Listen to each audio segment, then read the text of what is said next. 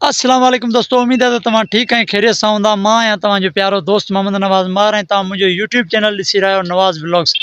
हीअ असांजो भाई आहे अब्दुल लतीफ़। असां ॻोठ खां आया आहियूं, थोरो ॿाहिरि असांजो हिकु छा चवंदासीं वाह आहे। ठीकु आहे, उतां जा नज़ारा ॾाढा ई प्यारा आहिनि, छो त ॻोठ में जेके रहंदा हूंदा उनखे ॻोठ जे माहौल जी ख़बर हूंदी, शहर वारनि माण्हुनि खे न हूंदी ख़बर। बाइक के रास्ते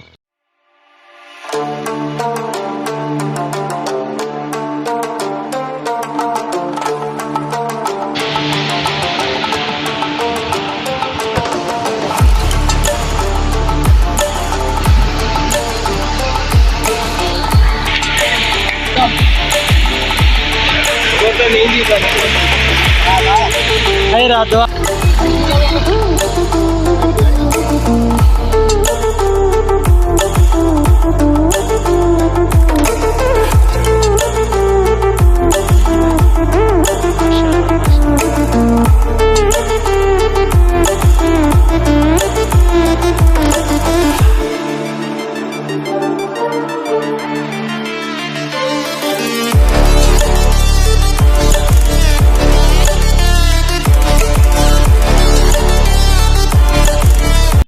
सब खां पहिरियों अस्सलाम वालेकुम।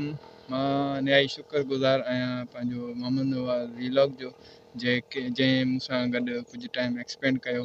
ऐं मां इहो ई चवणु चाहींदुसि त असांजो जेको ॻोठु आहे, असांजो जेको एरियो आहे, इलाइक़ो आहे, ॾाढो ख़ूबसूरत आहे। ऐं इन ख़ूबसूरती खे असां वठी करे असां काज़ीवाह ते आयासीं। काज़ीवाह जी जेकी सनसेट आहे न, इंतिहाई ख़ूबसूरत आहे ऐं मूंखे तक़रीबन इहा शइ पसंदि आहे। मां अकेलो बि ईंदो रहंदो आहियां हिते, पर हिन टाइम जेके फीलिंग्स आहिनि ऐं मोहम्मद नवाज़ सां असां माना बयानु नथा करे सघूं।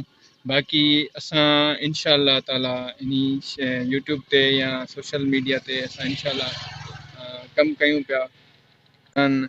मोहम्मद नवाज़ व्लॉग आहे, इनखे वधि में वधि सपोर्ट कयो। ऐं नाचीज़ जो जेको यूट्यूब जो पंहिंजो नालो आहे चैनल जो, अब्दुल लतीफ़ बाइकर आहे, ऐं फेसबुक ते बि अब्दुल लतीफ़ बाइकर जे नाले सां आहे।